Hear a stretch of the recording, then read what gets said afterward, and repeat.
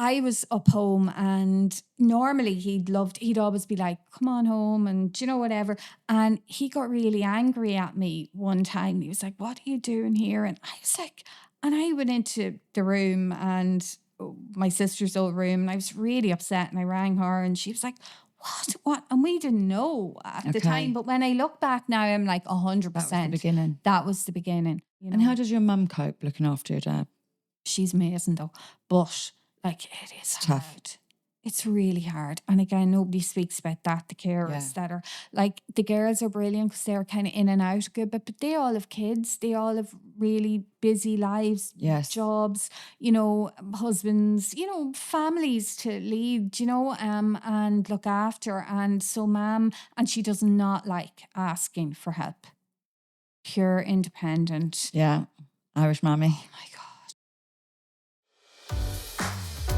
So welcome to today's podcast with myself, Sian Horn, and B Bell. Today I have a gorgeous young lady on. She came all the way from County Monaghan.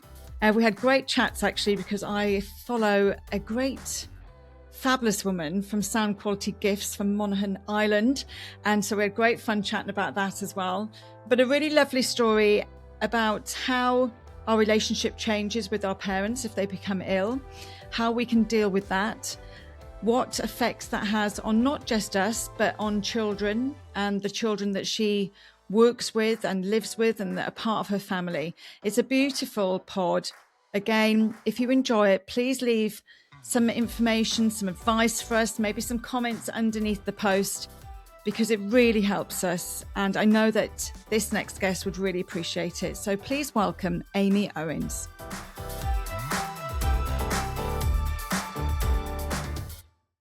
Aimee, welcome to B Bell Podcast. Thank you. Thanks for having me. And welcome to Cork. Yes. Absolutely. It's lovely. Yeah, thank you. People from Cork know this though, Aimee. I say often, how do you know someone's from Cork? Because they tell you. I know, but like, you see, I'm okay with that because I'm not from Dublin. Yes. It's when people are from Dublin that they kind of, and then you're from Cork, there's a little bit of, whereas I'm from Monaghan, so nobody really like, I love Monaghan, but not that many people. Well, Monaghan's kind of on the map now. Is it? Yeah. Yes. Oh God, I hope Who's so. that wonderful lady from Monaghan on Instagram that sells? Oh my God, I know who you're going to tell me. She's absolutely. Oh my God, what's her name? Oh my God. Oh my God. Sounds my and Gifts. Going to be from County Monaghan. And there's two people. Okay. And then there's is it Michaela? I can't think of. She sells amazing umbrellas. And she does as well this other. Oh no, we're talking about someone different then. She has a sound and gift shop in County Monaghan. Yes. Oh my God, my sister knows her well because she put me on to her, and she's like, she has like a line at the end of it. Yes. From County Monaghan. She does indeed, like and I'm going mad now that I've forgotten her name. It is Sounds and Gifts. That's the name of it. That's not who I'm thinking. I'm sure people will be screaming at this podcast now, going, "For God's sake, Charlotte, how do you not know that lady's name?" I'm obsessed with her. I can see her, and she gets her. She's amazing. She dances and everything. She does everything. And she's got the best umbrellas ever. And she does sandwiches, and she does what? I just know her from Sounds and Gifts. And then my sister put me on to her, and she was actually telling me about her that she went back, I think it was during COVID, and she did, like, her son encouraged her. Yeah. And she did loads of, like, she's an absolute star. And she won like competitions for like, putting up things and posting, and then she just did more. She is, that's deadly, isn't it? Oh yes, deadly. Absolutely lovely. You kind of get to some stage and you think, oh God, no, I won't do it anymore. And she's there like learning. And no, do you know what? Like, we'll have to tag her now in this because I think she's wonderful. And actually, if you can come down from Monaghan, maybe we'll get her down for the pod. Oh, I think she would come down, definitely. Yes, fabulous. Yeah. Well, do you know what? We got completely sidetracked. Today is all about you, though, Miss Monaghan. So today is all about you. So tell me a little bit about your background and your history. Where did it, obviously, did you grow up in Monaghan? You were born there? Yeah. And what were you like as a child? Oh, God, as a child, yeah. Very cautious, I Okay. would say. Yeah, one of those girls that wanted to sort of do her best. Like like I'm a teacher, Shan, Yeah. and I think it's kind of like we put girls and boys in two little brackets, and the girls get out of the car and you hear the mums going to them, now be a good girl. Yes. And the dads and the boys are already running out of the car and throwing their school bag over there, whereas the girls are walking into school with their backpack and they're helping the teacher put out the toys. And like, I had infants for years and years, and I was one of those girls. Okay. I was that little. And did you have cautious. siblings? Yeah. 3 older sisters. 3. Oh, okay. I'm one of Yes. 5 girls. So Are you? yeah, but I'm number 2. So you're number 4. I'm Okay. baby, the youngest. There's we laugh like about me having like 4 mothers, but Yes. it was probably true. Yeah. But I would say like I loved that too, because they would like I was like their little doll. Okay. Like they just buy me clothes and put clothes on Yes. me and then tell me what to wear and things. And I think there was safety there for Yeah. me, I don't know how you felt, but I definitely felt like I looked up to them. They were like my idols, sort of Well, thing. obviously, my 3 younger sisters really do look up to me. I'm Yeah. only joking. Yeah. They listen to this now, they'll be like, no, hang on. There was big gaps in my family. So Yeah. we were kind of like 2 families, because there's a good 8 years between me and my younger sibling. Then there's another 5, Yes. and then there's 18 gaps. years. There's gaps. There's gaps with us too. Yes. There's like 14 years, 15 maybe between me and the eldest. oldest. Yeah. So, and she is actually my godmother. Okay. Too. So that was a different kind of relationship. Whereas me and the next girl, there's only like 7. And we're a bit like that. Tight. It was kind of the 2 of us and then the older 2. And the older 2 were like busy going out, the older 2. And then the younger 2 were kind of, I'd say we were kind of a bit more studious, a bit more like, so we were similar. And then I would say they were a bit more social and a bit more. So before girls fight, it's so funny. Like, I think people say like it's a bit of a weird one, because you're nearly fighting for your attention place and your place in the world. And I don't know, as a girl, I think girls they mask things. Like, I would worry about girls in terms of even, girls I've seen in school and stuff like that. And I would think, even from a young age, sometimes something's twigging with that, with me. Like, is there a little issue there? But usually what happens, girls, is they copy, they mimic, they do all these things. Whereas boys, you will often twig straight away if there is an issue. Do you know what I mean? Because they hold themselves into a separate area. Yeah, they're just, sometimes it's immaturity, but sometimes there is, like, you have ADHD, autism. There's massive spectrum there. But for girls, that's why so many girls get diagnosed later in life. And even as teenagers, because it never shows up. And it's not, I do often feel sorry for parents, because they're like, how did I not know? And it's so easy not to know with girls, like I've seen girls in 5th and 6th class that are getting diagnosed. And so back to you though. Yeah. When you were growing up, did you feel like you were masking anything? No, I wouldn't say definitely like something like that, but I would definitely say I was almost just being too careful. Like I say, cautious. Didn't take risks.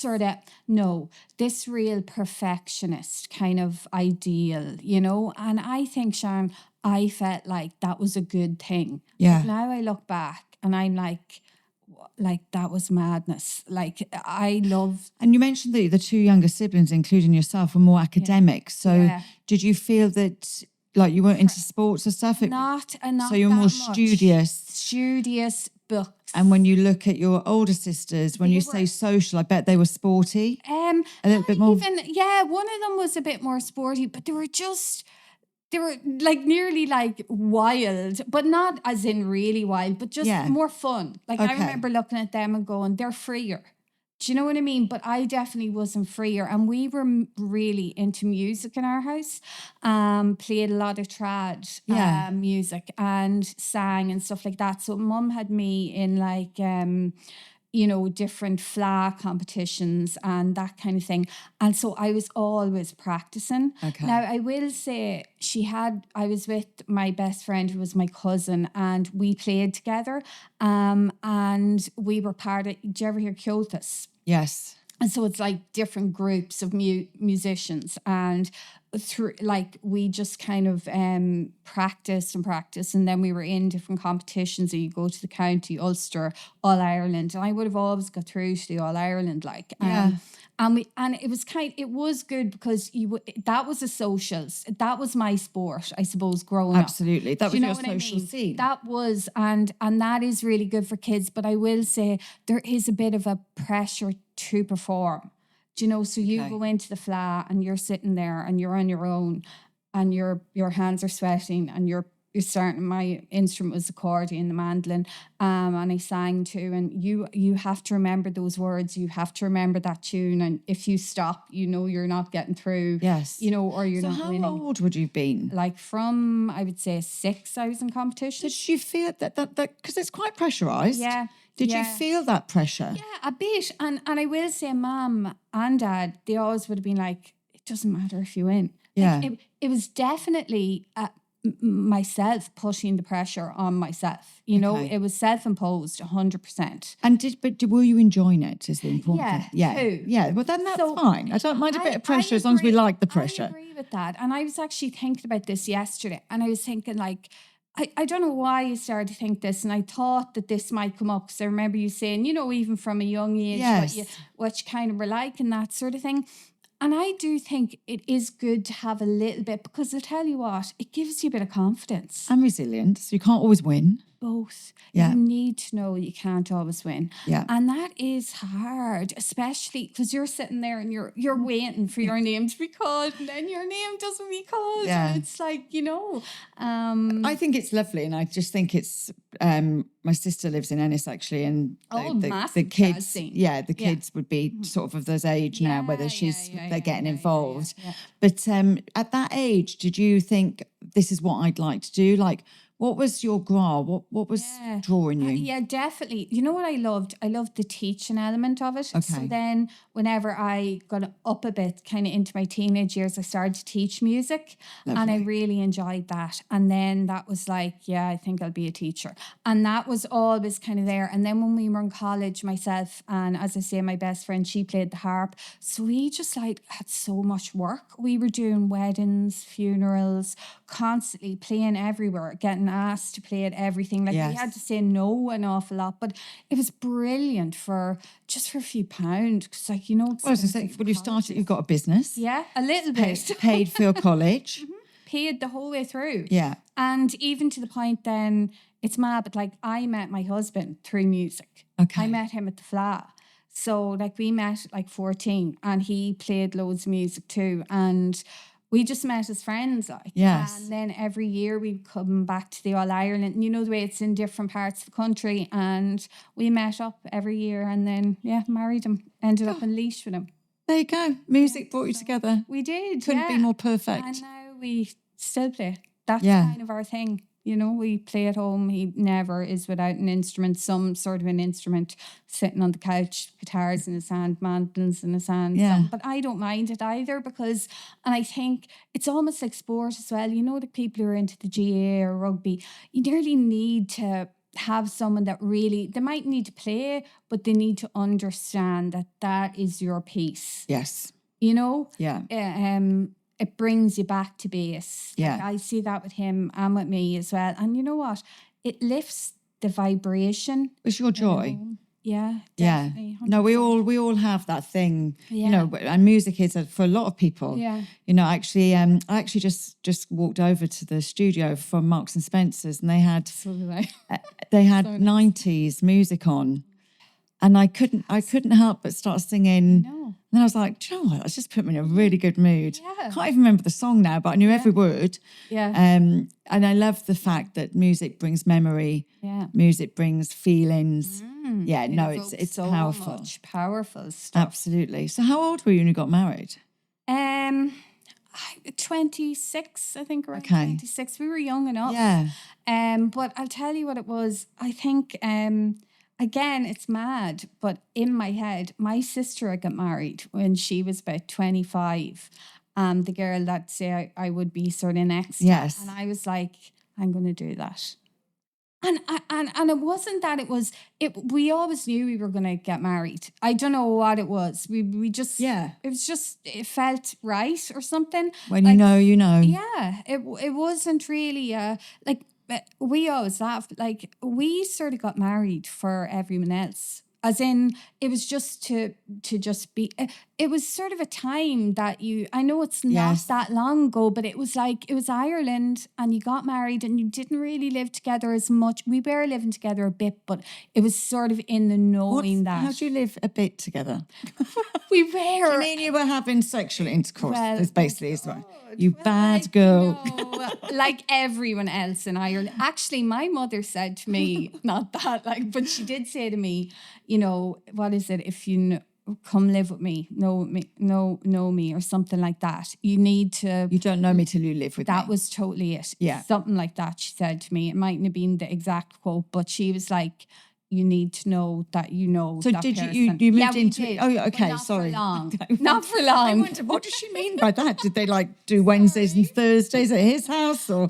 Well, funny you say that, right? Because I lived in Monaghan and I was teaching up there. Yes. So I would come down and stay in his family's home house, and they are so lovely, such a lovely family. But like that, I'd be in another room. Like I was in another room, and when he came up, it was the same thing. He was in another room. It was real Irish. Yes. It was real, oh my God, it was so funny, when you think about it. But it was just the way it was done. No, I remember actually my partner at 25, 30 years ago was Irish, living in London. Yeah. And if we visited his parents, we'd lived together for years, but we always stayed in separate rooms. This is the thing. This is the thing. And so we were kind of doing that. And then I think we moved in together down in Portlaoise, but we were engaged, Sean. Yes. That's what I mean by kind of it was the knowingness that you're getting married. Don't be moving in with someone if you're getting married. And it wasn't that mom and dad were particularly religious. It was just the done thing. It was Ireland, and it was sort of what will the neighbours say? I think when you're from a small little community, it's kind of and again, they never put that in me, but I think I was there's a lot of shame in Ireland with all that, not being married, and also even when you do get married, it's now you have a good family. Do you know what I mean? Yeah. And we are the outliers, we don't have any. Is that?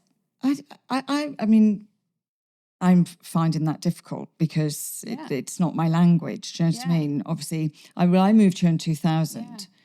Now, I always remember going to see the Magdalene Laundry, the Magdalene Sisters, the film, and I remember watching at the end of the screen, it said the last place closed in 1998, and I nearly fell off my chair because it was just down the road from the cinema in Dublin that we were watching it. I remember turning to my friend saying, are you for real?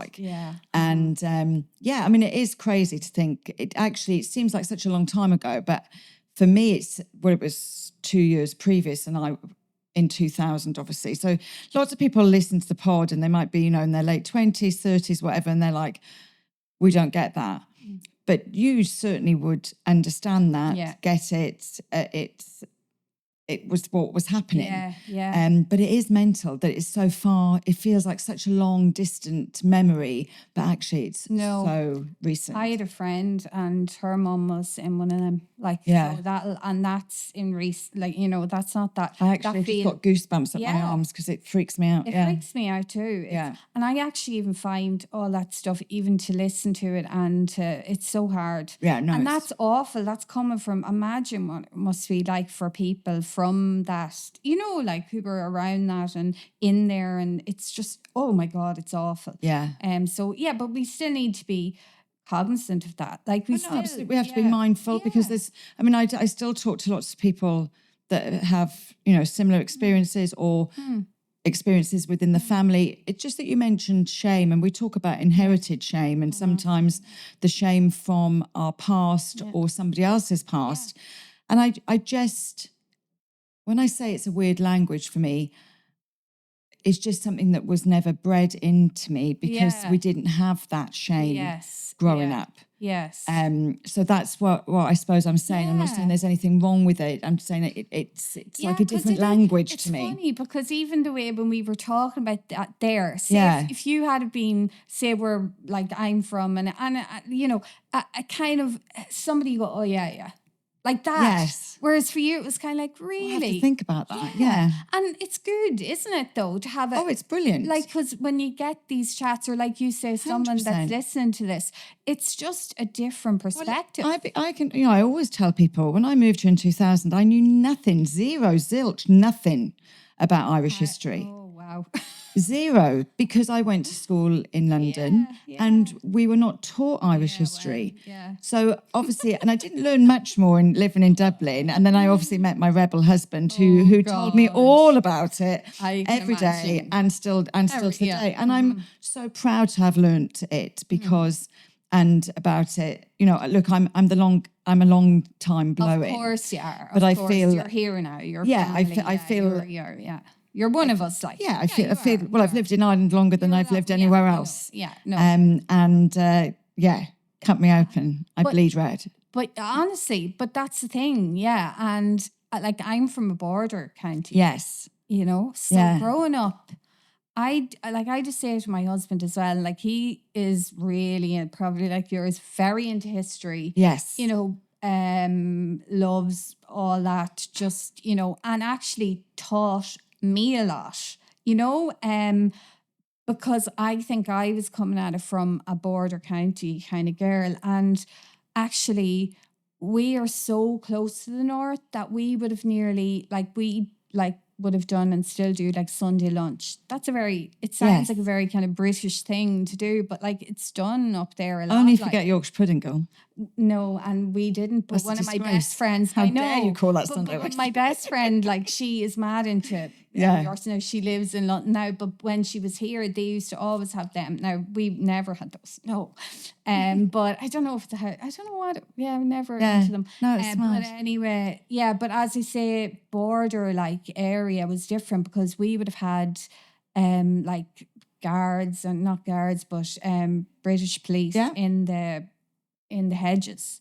Yeah. And even I remember as young as being maybe 5 and sitting in the car and being like this here, and actually coming back from when you went to the Ulster Fleadh, it was often up the north. Yes. So you were in a Southern Reg car and you were going up the north, and that wasn't that nice of a place to be. And I mean where you are in life, like they know who you are. You're going through these kind of checkpoints and you're just sitting there. And I just always remember Mom being like, shh, don't say anything. And it wasn't like they were going to do anything. Yeah. But when men are standing with guns, like that is scary, No, absolutely, for a child. For a child, that is really, that's harrowing. It kind of scars you, definitely scars you. And so growing up, I suppose, and you've made the decision to become a teacher. Was it easy for you? You obviously were academic. Yeah. What do you teach? I'm primary school. Oh, lovely. But I will tell you, it actually, again, talking about building resilience, I studied so hard in school. And this is what I mean. It was self-imposed pressure. I put so much pressure on myself. Did grand in my prees, got the points for teaching. Yes. All the teachers were like, you could do a bit better and you could get an A2 in that, or you could whatever. And put so much pressure on. And the night before one of my best papers, home economics and Irish, got really sick. Really sick. My sister's a nurse. She was like, get her to the doc and call. Oh, wow. Maybe she needs to go to the hospital. So anyway, I went over to the doc and call, not tell you what they did, but not nice things at all. A lot of injections, a lot of things that just had to be done and got me through the next day.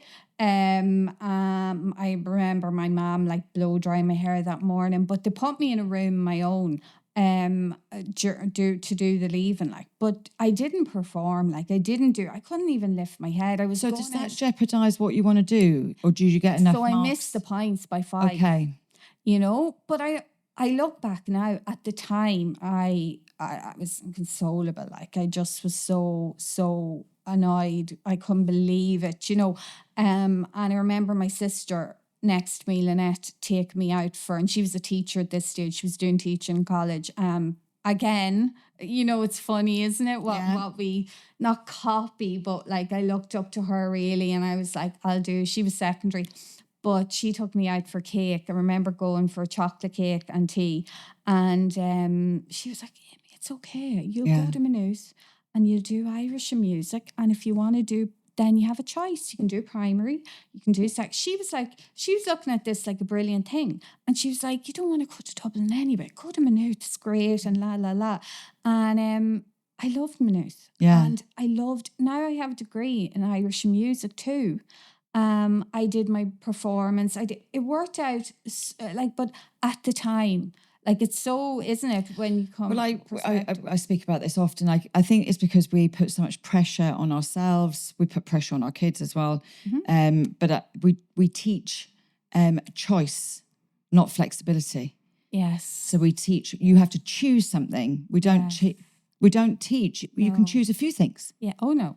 No, it's like you have to choose this. You need this many points, and if you don't do it, then everybody thinks they failed. But actually, that's one option. That's B. That's C. That's D. Because your career will be flexible anyway, regardless of what you choose to do.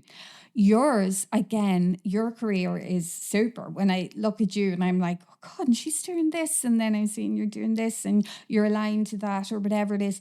And it's brilliant. But I will say that growing up again, it was like that's a good serviceable job. With pension. It was you either got a council job, you got a teaching job. Yes. Now my dad, like he was a long distance lorry driver. Okay. So he's not from academia at all. But my mum was real education. That's the thing, you need to do it. She was a carer for years and years and years, but she got a place to do nursing in England. And she didn't go. Somebody let her down and she didn't want to go on her own. So after, I think there was a little part of her that was always living through you. Yeah, she was always like, go on, do that now. And again, no pressure, because Mum, if you knew Mum, she's just such a beautiful human. She'd always be like, let's do this, that's okay. But Daddy, I remember him saying to me, it always stuck with me. He was like, you can't just be book smart, Aimee. Can't just and I think you're right. I was just totally inflexible. My reactions at that stage, now look, every teenager probably at 18, 19 think they know the world and think but my reactions weren't good. Okay. And I had to learn over the course of the next maybe 10, 15 years how to react better, to failure. To things that go wrong. Yeah, it is hard. But this is the thing, and you still call it failure. Like, I've never failed. Yeah. I've fucked up a lot. Yeah.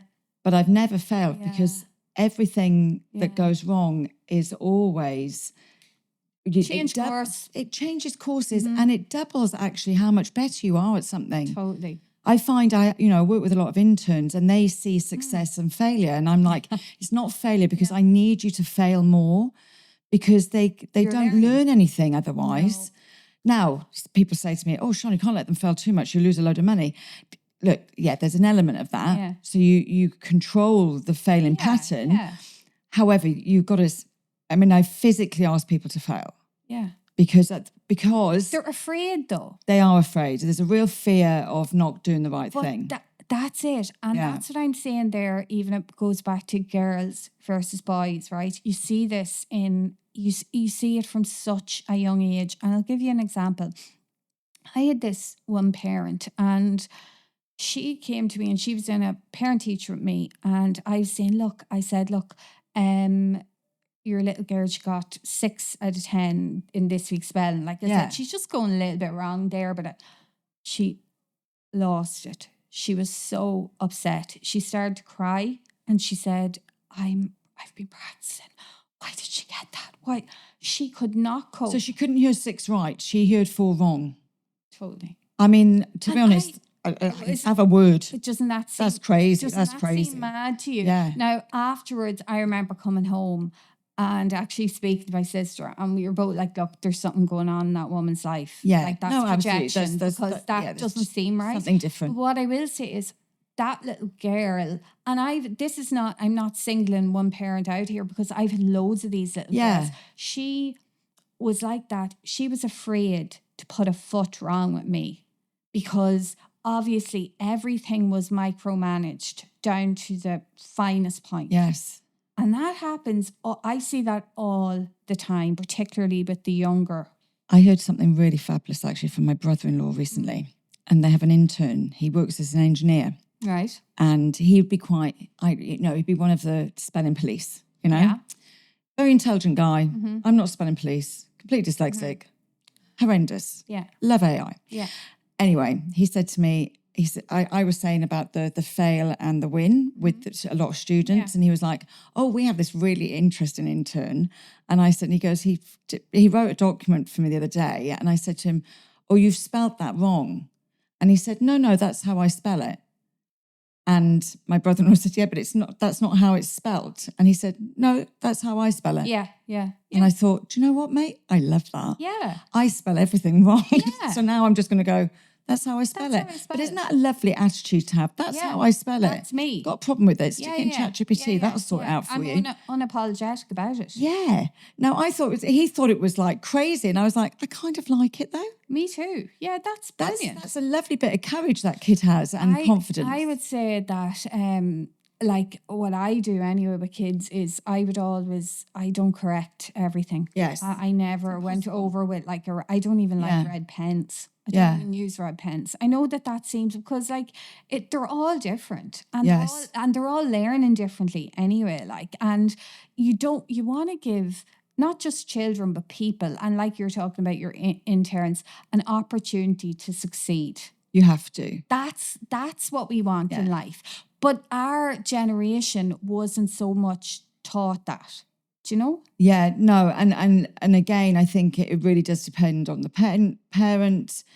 Even schools, I think, because even your parents can, Mum would have been really, but I think they were taught as well to teach like this, to teach, to dictate, you know what I mean? That's what they learn. So so naturally then, even that parent that sat in front of me, that's what she learned. She's thinking she's failing though, that parent. Yeah. So we have to learn to be kinder at getting to ourselves. I just put my hand on her and I was like, look, I said, she's doing great. Yeah. And what fascinates me is that she didn't hear the 6 right. No. But also you mentioned I've had a very varied career and you were stringent, but actually now what you do is more varied because you are advocating, you know, so you're teaching people, not just as a teacher, you're teaching children, but you also advocate as well for Alzheimer's, dementia, for those issues. And how did that all come about? Funny, my dad was diagnosed with dementia 4.5 years ago, nearly 5 years ago. Dementia and Alzheimer's. But he has both? Yeah. Okay. Vascular dementia and Alzheimer's. So it's confusing for people because it's sort of, you know, there's so many different types and we don't talk about them, you know, but yeah, so, and I always say don't get too bogged down with that, even if you're not, like Karen's a nurse, and my sister, and she knows all the medical jargon, so she kind of sticks to that side of things and she gets us through that, but I kind of was starting to look at Daddy and how he was relating to people more than anything, you know, and how, you know, this perception that when dementia's there, that we lose the person for good or that. And really, they're only their memories are going and things are hazy, but they're still there. They're very much still present. Can I ask you, and I hope this isn't a wrong question to ask, but I have an auntie with Alzheimer's. Yeah. My mum is my mum's sister. My mum goes to visit her every week, and in the home that she lives in, which keeps her safe because they ended up putting her home because she was wandering and stuff. Oh, yeah. My mum says that she knows when somebody has dementia and someone has Alzheimer's. Right. She finds them very different. Oh, yeah. And she'd find people with dementia a bit more frustrated, so they get quite angry with her. Yeah, okay. Whereas with the Alzheimer's, so how do you find it affected your dad to having the both, that sort of crossover? Yeah, so I think that daddy, I actually think the reason, I will say in the past 2 years, I'd say he's definitely got more angry. Okay. That frustration, that didn't show up as much at the start. But you see, that's the progression of it. Yes. It takes a few years for it to... When did you first find out that you had it? About 4.5, 5 years ago. Okay. Yeah. So, and now I would say that frustration, that's definitely there. Yes. We have to give him kind of relaxants now. Space. Yeah. Oh, that too. But he needs medication to kind of keep him more calm. Whereas Mum that's only in the past really 6 months she started to give that. Okay. So that kind of frustration, that anger, that is I can see why she would say that, because you do see that. But with Daddy now, it's just everything's ramped up. You know what I mean? It's all the symptoms are ramped up, if that makes sense, Sharon. But I started to kind of look at it how was he relating to his grandchildren? And also I had a few children in my class that, I was looking at, you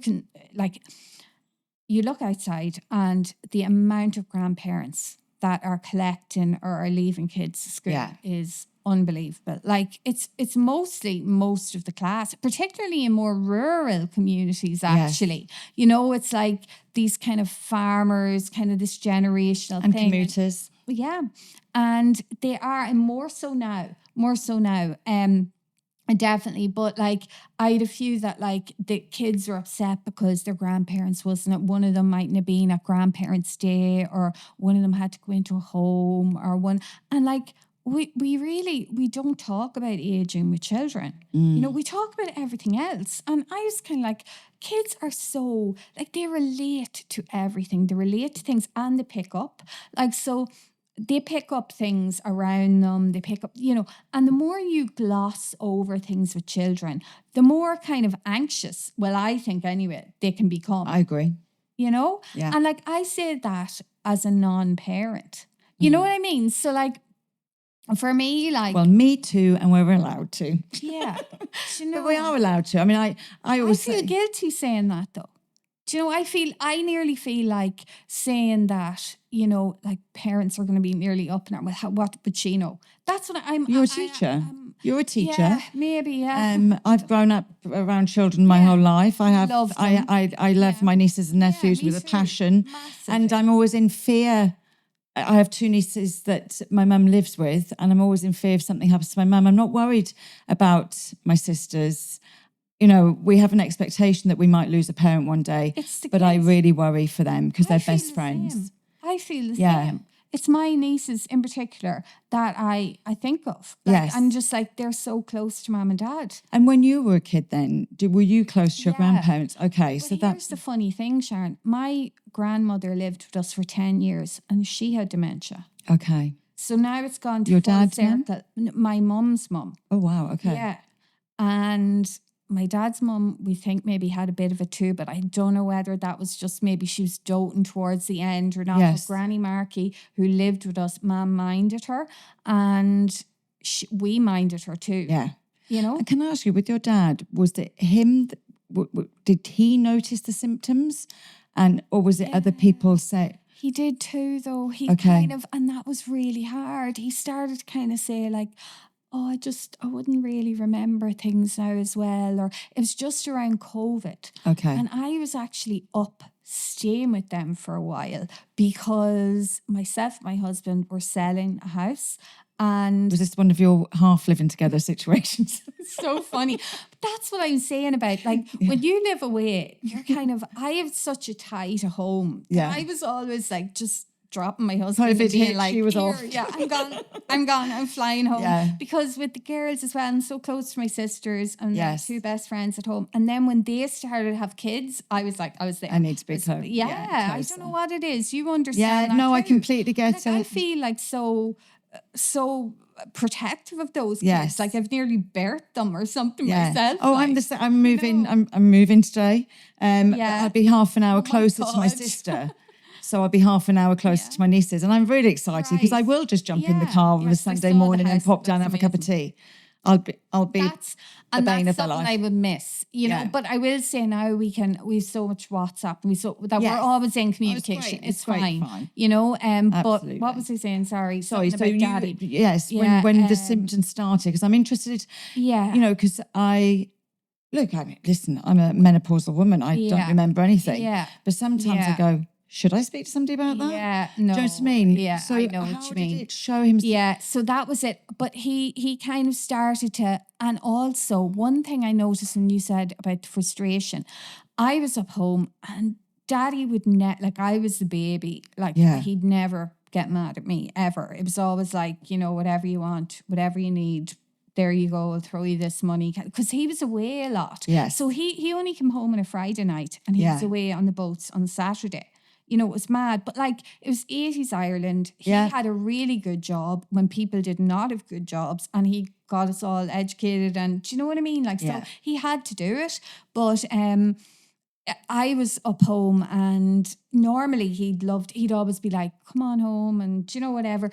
And he got really angry at me one time. He was like, what are you doing here? And I was like, and I went into the room and my sister's old room and I was really upset and I rang her and she was like, what? And we didn't know at the time. But when I look back now, I'm like 100%. That was the beginning. And also the other kind of beginning was we took our little dog up Winston. And I did that other podcast, you know, the Mum and Mind podcast. Oh, yes. Yes. The lovely Stephanie. Yeah, she's so lovely. And she put up a picture of Winston because we talked about Winston for ages. And Winston came up with me and Daddy used to call him like a bit of a cat, and because he's like real precious and gets groomed and is a Malshi, you know, one of those like really toy kind of dogs, so gorgeous. But anyway, we had him about 4 years and Mom loved him and we took him up and Dad fell in love with him anyway. But I left him there then because Daddy didn't actually remember that he was our dog. Oh, bless. You know? Yeah. So obviously I wasn't going to take him away. That was kind of hard for me and Brian. But we wanted to. It was only fair, you know. And we can go up now and we always see Winston. And he's so happy. But he's like Daddy's emotional support dog. It's unbelievable how animals can, you know. And how does your mum cope looking after your dad? She's amazing though. But it is hard. Tough. It's really hard. And again, nobody speaks about that. The carers that are the girls are brilliant because they're kind of in and out good, but they all have kids. They all have really busy lives, jobs, you know, husbands, you know, families to lead, you know, and look after. And so Mom, and she does not like asking for help. Pure independent. Yeah. Irish mammy. Oh my God. Unbelievable. And again, that's another thing that's kind of that comes with, and she's a total perfectionist. She's always like, now, you know, oh God, I want to make sure now I give them, and you know, I give them the right food, and I give, you know, all these things that she's trying, but she's so empathetic with him, and so, you know, and even their relationship has gone, it's changed as well. Then, so they went from a very, I suppose, that independent, she nearly reared us. Daddy was away working, and now they're both there all the time, and now she's looking after him. Does she feel like she's losing him, or? Yeah, like you said, I know that this happens, but they're still there. What does that mean? So how does it look? So sometimes, I was up last weekend, and it was my niece's communion, but I said myself and Brian would stay with Daddy so Mum could go out to the mass and all the rest, and so we stayed. And basically what that looks like is like he doesn't really want to get up in the morning, like so because he doesn't really know what, like, so he could just be lying there, you know, and it's a very dark place. So you kind of go up and you try to cook some tea and toast into him. And then what I kind of say to him is, Daddy, yeah, we come up from Portlaoise. And whenever I say Portlaoise, so you'll have certain little words or cues and he'll know, and he'll go, Brian. And it's hilarious because he remembers my husband's name more than he'll remember nearly my name sometimes. And I don't know whether that's a Midlands thing because my dad's from Westmeath. So I think somewhere in there it was like, yeah, she married a good Midlands man. You know, he was always kind of happy about that. I don't think he would have taken kindly to any other man for me other than maybe Monaghan. Don't know, like, or Midlands. But then after that, like, it's really hard to get him going. Like, as in, get him dressed, get him, like, I did all that with him, which is a strange place to be as well. Yes. And I don't say that, like, woe is me or anything. I just mean when you're doing, like, so I was there, and when I look at him now, I would get it really hard to, like, just not cry. That I'm so soft, like, and to look at him in the bed, like, it just feels wrong, you know. And also, he wouldn't want that. Like he wouldn't want to be here. Does he know that you're his daughter? Yeah. So does he still feel that he is the dad? He I don't think so. I don't think it's as complex as that for him. So I think that when you say Aimee from Portlaoise, something twigs, but I don't think he even really realizes that you're his daughter. I know what you mean, yeah. If that makes sense. So then I think sometimes he will say things like, and my mother. So he's gone back to a place now where he's really concerned about his mother. Okay. And his mother lived beside us. And not knowing where he lives. So it's less about us and more about where am I, as in, where am I in just the practical terms, what's around me. So now, like, myself and Mum are trying to get a copy of the deeds of the house just to be able to show him that this is where he lives. And also, when the number had come off our door, but they live in a beautiful area. It's just in front of a lake, just a few houses. And we were just ordering a number so that we could show him that's our number. Gotcha. Do you know what I mean? And sometimes I say to him, Daddy, look at the lake. You'll know once you look at the lake, we're in Lochmore. Oh yeah, Lochmore. Yeah. And then he has it, you know.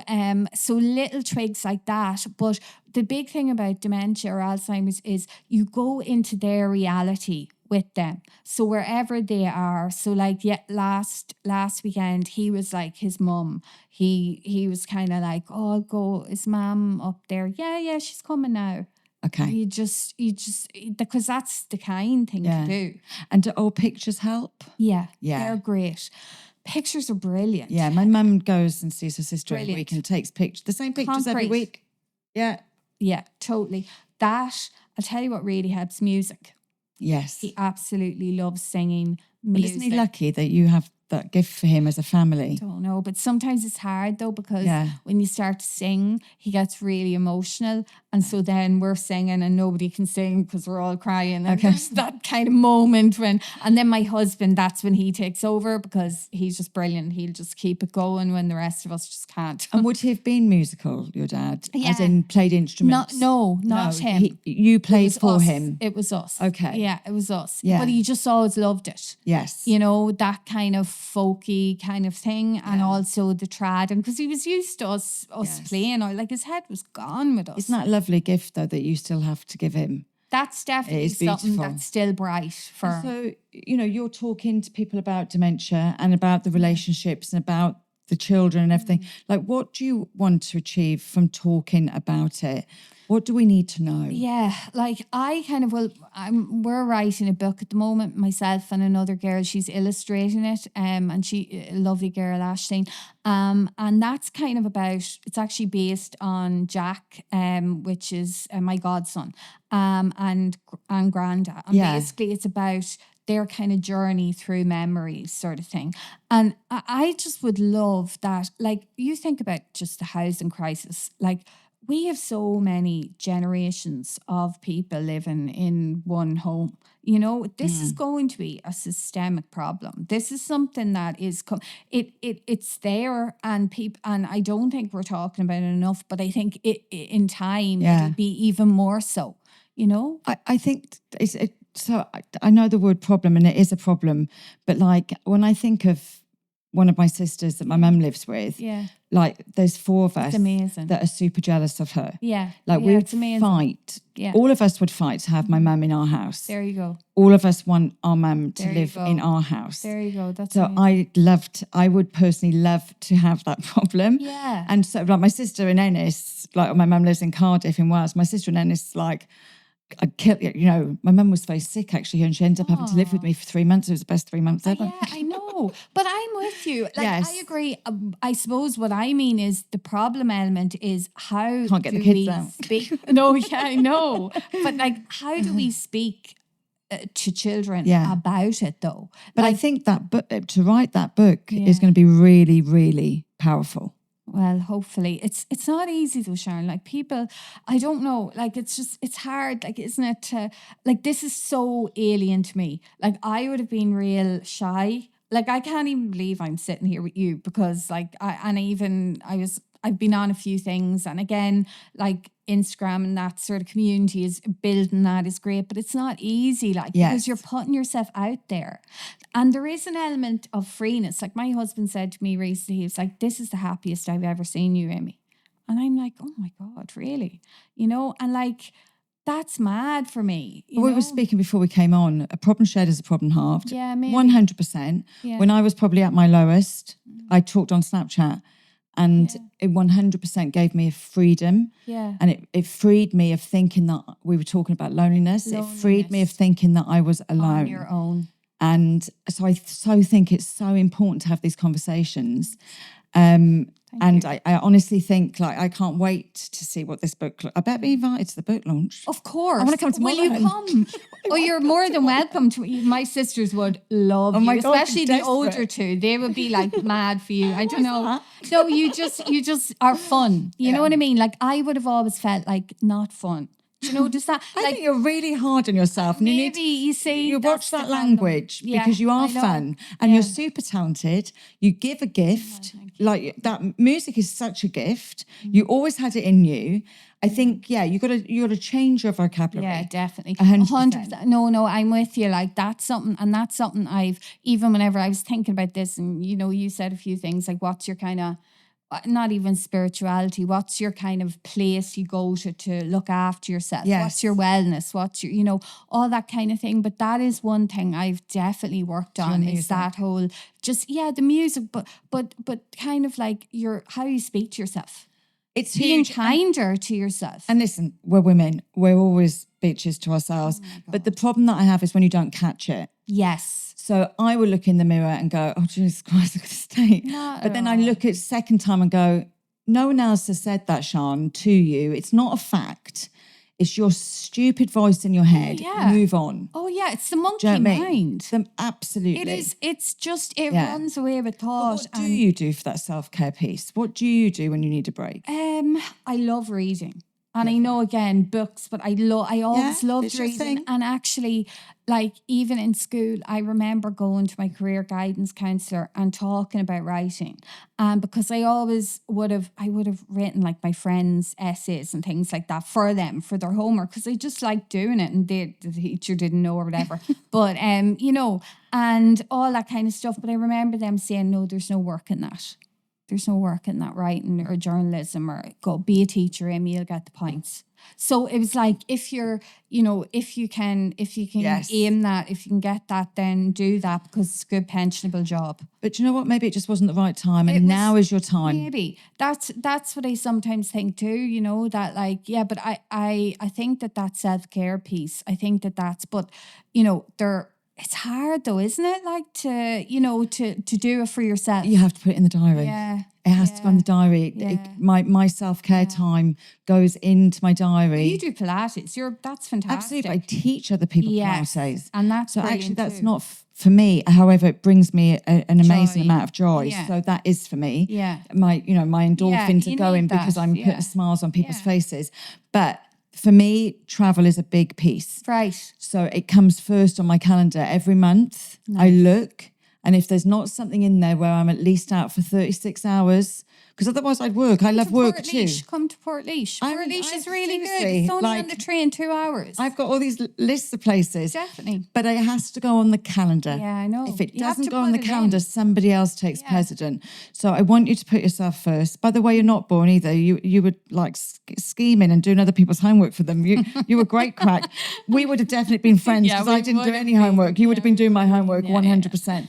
But listen, I wish you all the best with the book, and I'm actually really excited for that to come out, because I think it's an important message and it would be a beautiful story. And can I just say thank you for taking a wee chance on me, because like I don't know how we even got in touch. Instagram, I think I sent you a message, but like even for you to come back, and I remember telling my husband, being like, this girl, like, she's loads of followers, and like she's a kind of real credible person, and she seems lovely, and and I couldn't believe that, like, bring you one more often, Aimee, I feel good now. Honestly though, but like that meant a lot to me, and it's about, I don't mean to sound like, but women helping women too.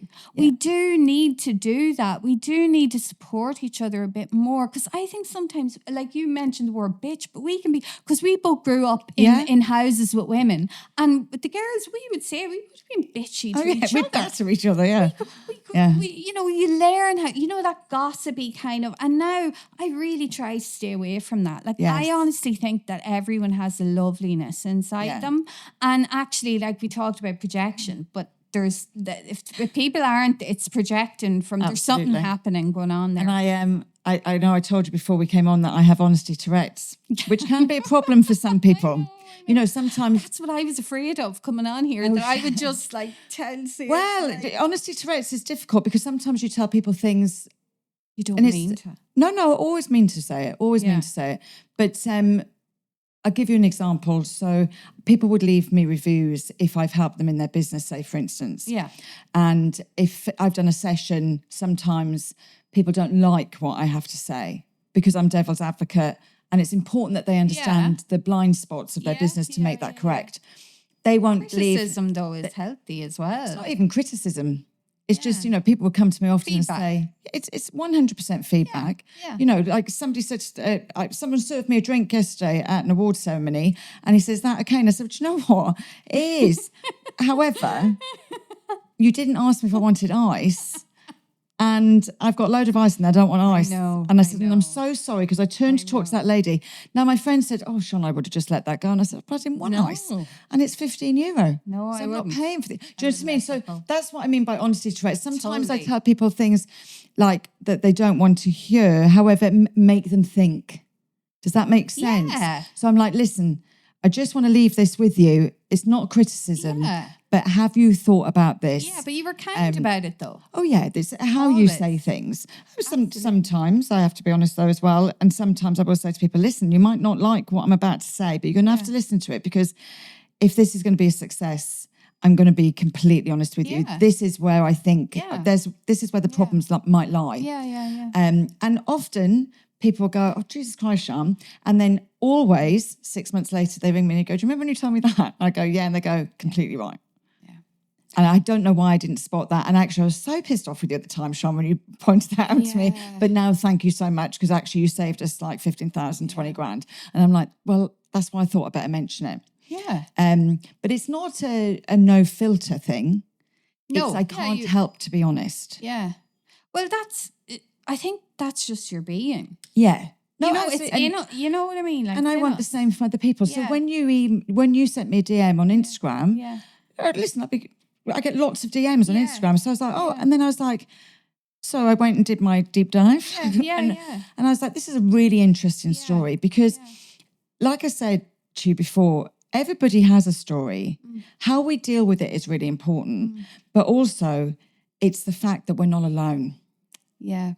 Have you seen those guys, the FTD brothers? Oh, don't get me started because I'll just burst into tears. I was horrendous all day. The loveliest. Yeah, and they're not alone. There's huge proof. Haven't you, like, in Ireland? I can't believe how, and like those lads like that, they were in touch with me. We've been talking like for months. They've been so busy since they got here. I actually didn't even, I was at one of their things, but didn't Can you imagine if we didn't know about them?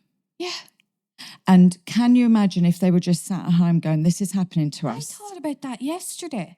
How powerful is sharing the story? Massively. God. That's actually, do you know what? We can't quite finish, but that is a beautiful way to finish. But we have to finish with a question. Oh. Which I had to bring my husband because I'm moving house today and I forgot the little book and I went, what's on that page? So I'll read it to you. That is really tough, moving house and all this. Go on. We like the crack. Okay, so this is your question for my last guest. So this is a good one for you, actually. Okay, go. If there was one piece of advice you would give yourself previous 10 years ago, going back 10 years, of what you know today, what one piece of advice would that be? Don't be so hard on yourself.